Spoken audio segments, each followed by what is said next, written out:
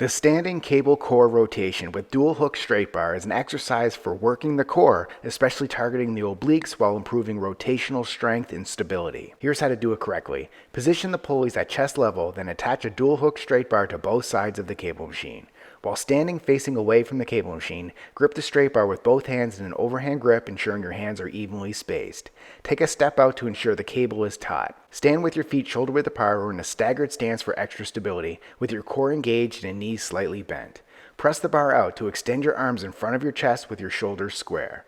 Keeping your arms straight, rotate your torso to one side by pulling the bar across your body in a slow and controlled motion. Make sure your core is engaged and avoid twisting too much from your hips. The rotation should come from your obliques and core muscles, not just your arms.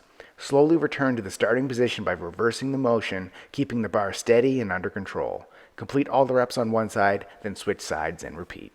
Subscribe to get a new exercise video demo every day.